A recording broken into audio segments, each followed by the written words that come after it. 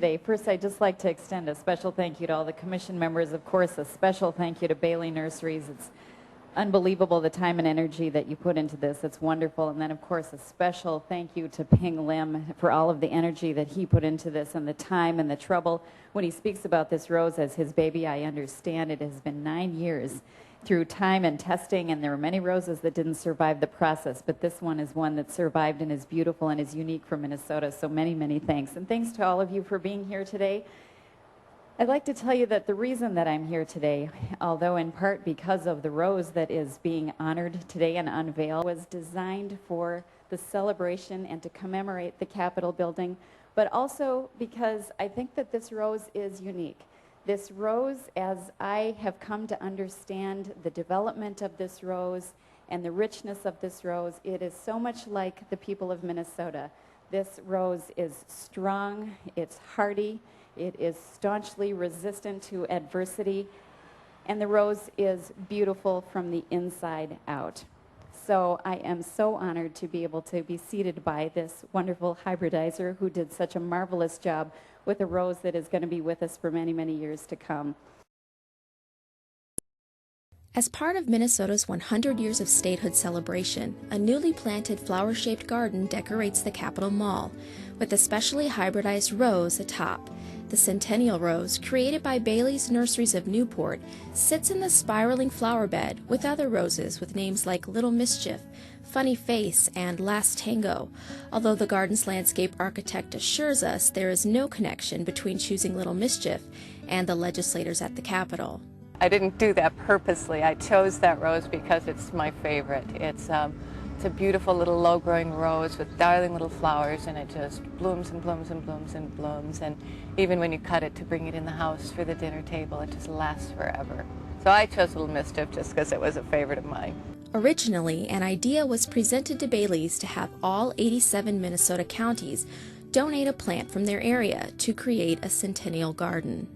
As a landscape architect, I thought that was a really bad idea because it would be hard to create anything harmonious with so many different parts. And since we have an award-winning rose program, I thought, well, let's turn that around. Let's make a beautiful rose garden for the Capitol, and then let's give each of the 87 counties some roses to plant in their gardens so that they could share in the celebrations. The garden is donated by Bailey's Nurseries and is located on the south side of the Capitol Mall. It sits between Reverend Dr. Martin Luther King Jr. Boulevard and the Veterans Service Building. The garden is approximately 30 feet across and design inspired by world-renowned Bailey's researcher and breeder of the Centennial Rose, Ping Lim. The space we had at the Capitol was round or almost flower-shaped. And when Ping talks about his roses, he always talks about chi, and that's something that's getting kind of fashionable even in Western cultures. The life force and the energy, that's what his roses have that make them so special. So thinking of chi and Ping and the roses, it was really easy to kind of create a design that flowed around almost like the symbol for yin and yang. So what I did is put Centennial, of course, in the middle in the place of honor, and then swept all the other roses around it. Montgomery says she used purple salvia as a weaving color between the rose bushes to create continuous harmony. Hybridizer Ping expressed his gratitude at having his created rose chosen at the ceremonial garden's revealing. As a breeder, this is an honor of life to see one of my baby have grown up and been accepted as part of Minnesota beauty. I must take this opportunity to thank all friends at Bailey's, my families, and you, because your effort. Together we make it to the Capitol, to the citizens of Minnesota, to all friends who value beauty, romance, friendship, love, and peace. I have a dream that St. Paul could be a city of roses in the near future. It takes about 10 years to hybridize a rose and bring it to market, and Ping Lim creates about 35,000 rose crossings per year. New roses require crossing a preferable plant with another. Hybridizers take the pollen from one plant and place it on the stigma of another.